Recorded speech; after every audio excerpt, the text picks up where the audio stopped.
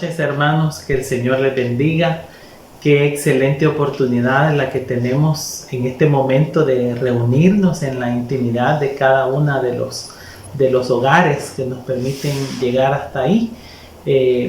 Esta noche quiero pedirles que vayamos en nuestras Biblias al libro segundo de Crónicas, al capítulo número 30, versículo del 26 en adelante, y vamos a llegar hasta el capítulo 31, el verso número 1.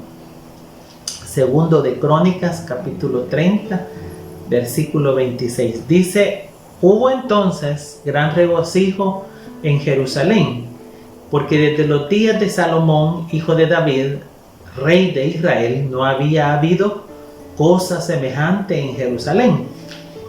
Después los sacerdotes y levitas, puestos en pie, bendijeron al pueblo, y la voz de ellos fue oída, y su oración llegó a la habitación de su santuario, al cielo. Hechas todas estas cosas, todos los de Israel que habían estado allí salieron por las ciudades de Judá y quebraron las estatuas y destruyeron las imágenes de acera y derribaron los lugares altos y los altares por todo Judá y Benjamín, y también en Efraín y Manasés, hasta acabarlo todo. Después se volvieron todos los hijos de Israel a sus ciudades, cada uno a su posesión. En el año de 1517, durante la Reforma en Europa, surgió un pensamiento bíblico sobre descartar las imágenes. Las sacaron de los edificios religiosos y la gente llegó a entender que la adoración a Dios, mis hermanos, no era algo que requería de imágenes. Bastaba con la palabra de Dios, la vivencia pura del Espíritu Santo para tener una experiencia, un conocimiento de Dios. Pero en aquel ambiente, mis hermanos, también surgió un movimiento que se llamaron los iconoclastas. Y estos eran personas de la fe reformada que se volvieron violentos, entraban en turba por la fuerza y derribaban las imágenes y dejaban desolación donde llegaban. Si por ejemplo llegaban a un lugar donde habían católicos, ellos llegaban, entraban a esos lugares de adoración, destruían todo lo que ahí estaba, lo derribaban. Era una situación terrible la que dejaban en ese ambiente. Y claro, por supuesto, la comunidad católica se sentía indignada y la expresión principal de ellos era el rechazo. Jamás consiguieron que estas personas lograran una reacción positiva. Con el tiempo, el movimiento de los iconoclastas desapareció, pero ¿cuál era el problema? Que lo que Dios quería no era que anduvieran quebrando imágenes, haciendo violencia, haciendo desórdenes. Lo que Dios quería era que tuvieran una experiencia, un conocimiento de Él. Por eso es que en la porción que acabamos de leer se desarrolla en el ambiente del rey Ezequías, que fue contemporáneo del profeta Elías, y él promovió en el ambiente del pueblo de Israel un ambiente precioso, lleno de la presencia de Dios. Él provocó en medio de aquel ambiente una de las reformas más importantes de la convivencia del pueblo con su Dios. Tanto así que él trató de instaurar, de desarrollar la primera Pascua que se iba a llevar a cabo en mucho tiempo.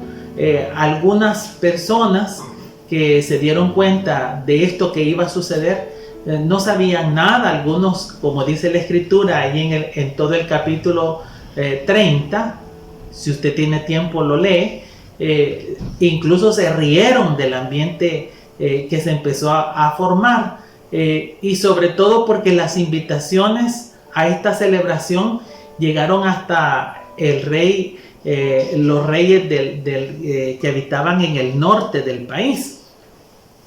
Ellos tenían siglos de no celebrar ningún tipo de este tipo de celebraciones, y fue así, mis hermanos, como hubo una preparación especial, hubo un ambiente en el que el pueblo se purificó antes de la celebración y se desarrolló la fiesta como lo tenían planificado. Dice la escritura que el rey ofreció un aproximado de 1000 reses y de 7000 novillos, o sea que había comida para un buen tiempo de celebración. Normalmente duraba alrededor de 7 días esta fiesta, ¿verdad? Y ahí tenían todo lo que necesitaban. Pero no solamente eso, sino que la escritura también dice que los príncipes dieron otras 1000 reses y otras 1000 ovejas, por lo que aquella celebración se volvió incomparable. Fue tal el ambiente que dice la escritura que llegó un momento donde el pueblo le pidió al rey permiso para extender esta fiesta, a lo cual el rey estuvo de acuerdo. Y en ese ambiente, mis hermanos, hubo una celebración tal donde Dios se manifestó de una forma tan especial que dice ahí la escritura literalmente en el capítulo número 30, el versículo número 27, después los sacerdotes y levitas puestos en pie, dice, bendijeron al pueblo, y la voz de ellos, dice la escritura en la nueva versión internacional, dice, fue oída en un solo corazón, y su oración llegó a la habitación de su santuario, es decir, al cielo. Se cantaron himnos que hacía muchos años no se cantaban, los panes de la proposición se volvieron a poner en su lugar, hubo un ambiente tal que la gente salió muy conmovida.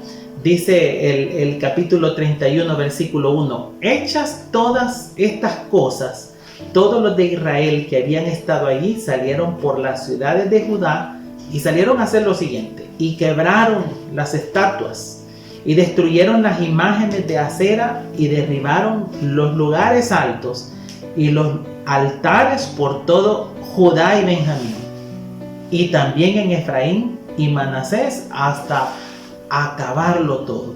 Aquella experiencia con Dios lo llevó a esto, y a esto yo quiero hacer hincapié, a destruir todo nexo, todo aquello que los separaba de la presencia de Dios. Fue una iniciativa personal que cada israelita tomó en desechar todo aquello que era objeto de idolatría. En ese encuentro que tuvieron, ellos sintieron que debían de esforzarse, de hacer algo más para poder tocar el corazón de Dios, y fue así como decidieron derribar ídolos, derribar altares, quizás darle fuego a algunas cosas que sentían que los separaba de Dios. En el pasado, otros reyes habían buscado hacer la voluntad de Dios. Ellos habían decretado por órdenes reales derribar los altares, deshacerse de las imágenes. Habían sido decretos y la gente había obedecido de alguna manera, pero cuando aquel rey moría y el decreto vencía, la gente volvía a las mismas. Si habían desechado alguna imagen, la volvían a hacer o la compraban de nuevo, y entonces era regresar a lo mismo. Pero en esta ocasión, mis hermanos, este fue un proceso que duró más tiempo. ¿Por qué razón? Porque nació del corazón, nació de una experiencia con Dios. ¿Cuál es la enseñanza principal que podemos extraer de esta porción? Bueno, que los cambios más importantes y los que van a durar son los que nacen del corazón de la persona, nacen espontáneamente porque así se toman las decisiones en Dios. En cambio, aquellos que nacen de una intención, aunque sea buena, mis hermanos, y que se puede volver una imposición, aquellos frases que con frecuencia utilizamos y le decimos probablemente a algún miembro de la congregación: usted ya no tiene que hacer esto, usted ya no tiene que ir a aquel lugar, usted ya no se puede poner esto. Las personas probablemente por respeto o por lo que sea nos harán caso, pero más tardarán nosotros en darnos la vuelta para que ellos vuelvan a lo mismo. En esta época de pandemia en la que no podemos reunirnos y es difícil saber, conocer lo que cada miembro de las congregaciones está haciendo, si es perseverante de su fe y si la actuación de su conducta va de acuerdo con sus creencias y convicciones, mis hermanos, se vuelve importante y urgente que tengamos una experiencia personal con Dios. Es como la relación que tenemos con nuestros hijos. En mi caso, yo tengo 2 chicos, ambos son universitarios. Uno incluso no vive conmigo por razones de sus estudios. Podría ser frustrante la supervisión de este jovencito, y sobre todo porque son mayores de edad y yo no sé lo que hacen, la música que escuchan, lo que miran en sus celulares, pero ¿sabe cuál es mi confianza y en lo que descansa la confianza que yo les tengo a ellos? En el saber que son conocedores de Dios, que un día y varios días después han tenido experiencias donde Dios se les ha manifestado y ellos han descubierto lo que Dios quiere de sus vidas. En el capítulo número 9 del libro del profeta Isaías, en el versículo 6, encontramos algunas características del niño Mesías, del niño rey, y dice sobre él: porque un niño nos es nacido, un hijo os es dado, y el principado sobre su hombro, y se llamará su nombre Admirable, Consejero, Dios fuerte, Padre eterno, Príncipe de paz. Es el deseo de Dios que todas estas características del niño Mesías nosotros las podamos conocer, las podamos experimentar. Somos llamados a buscar una experiencia con Dios. Cuando el ángel le anunció a la Virgen María, allá en el capítulo número 1, el versículo 23, el nombre que le pondría al niño que llevaba en su vientre, le dijo: he aquí la Virgen concebirá y dará a luz un hijo, y le pondrán por nombre Emmanuel, que traducido es el Dios con nosotros. Y sabe la transliteración de esa palabra lo que significa: que Dios es un Dios cercano, un Dios que nos conoce, que sabe nuestras luchas, que conoce lo que nos preocupa, lo que por las noches nos roba el sueño. Pablo pudo expresar en medio de sus momentos difíciles: por lo cual asimismo, dijo él, padezco esto, pero no me avergüenzo, porque yo sé en quién he creído, y él es poderoso, dijo, para guardar mi depósito para aquel día.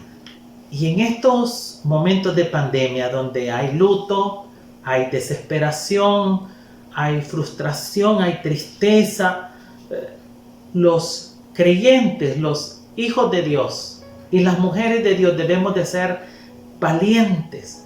Debemos mostrarle al mundo entero, a los que nos rodean, a nuestros compañeros de trabajo, a nuestros vecinos, que hemos creído en alguien que es poderoso, alguien que es consejero, que es Padre eterno, que es Príncipe de paz. Pero nos obliga a conocer lo que decimos porque hemos tenido una experiencia con Él. Yo quiero invitarte esta noche a que tengas la experiencia de conocer a Dios. ¿Cómo comienza? Cuando le invitas a entrar a tu corazón. En Apocalipsis capítulo 3, versículo 20, dice el Señor: he aquí, yo estoy a la puerta Si alguien oye mi voz y abre la puerta de su corazón, yo entraré y cenaré con él y él conmigo. Y esa porción habla de cenar. En el ambiente judío de la época en la que fue escrito, esa expresión quiere decir tener intimidad. Dios quiere tener intimidad contigo en la persona del Señor Jesús. Jesús que no está muerto, que no es un personaje de la historia. Las personas dicen, sí, Jesús fue un gran profeta. No fue un gran profeta, Él es el Hijo de Dios y Él está vivo y vive en el corazón de los que lo hemos recibido, en los que hemos decidido abrirle la puerta de nuestro corazón y tener una experiencia con Él. ¿Qué te parece si esta noche cierras tus ojos ahí donde estás y en medio de este ambiente precioso que el Espíritu Santo ha permitido, le podemos abrir la puerta de nuestro corazón e invitarle a que more allí donde tenemos esas tristezas, esas profundas heridas que la vida nos ha dejado, que probablemente este ambiente de pandemia y de cuarentena nos ha dejado. Ábrele la puerta de tu corazón y dile, Señor Jesús, yo quiero que tú entres a mi casa, a mi vida, a mi corazón. Yo quiero que tú seas el Señor de mi vida. Quiero tener una experiencia personal contigo. Si así lo has hecho, quiero darte la mayor de las bendiciones y desearte que pases una muy feliz noche y que el Dios Todopoderoso se te siga revelando a lo largo de este inicio, que es el comienzo de la aventura más preciosa que puedas tener como hijo de Dios.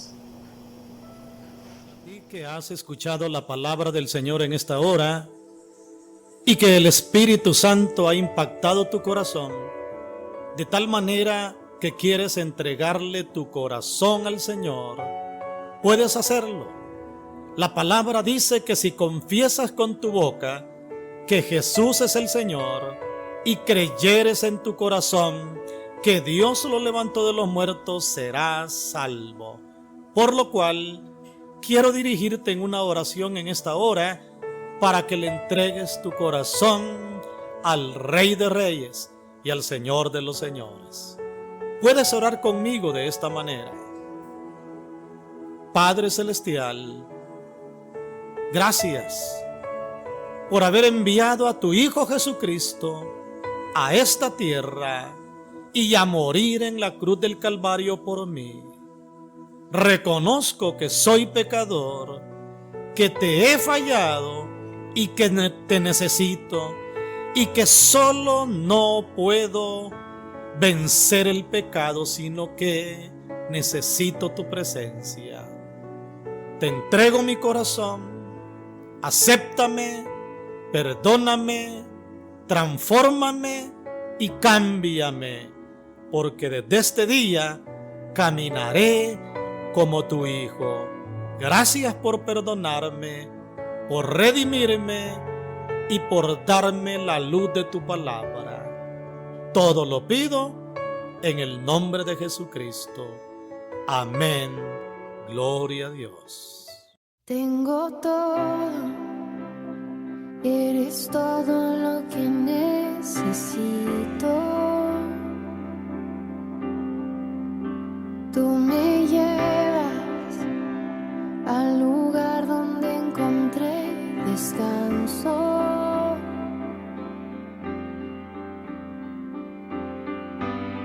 Renuevas mis fuerzas, tú guías mis pasos.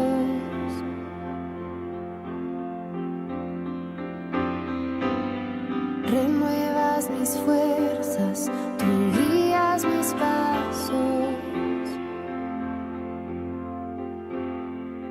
Tu amor inagotable es, tu bondad me persigue, te persigo. En tu mesa me diste un lugar, me recibes en casa para siempre.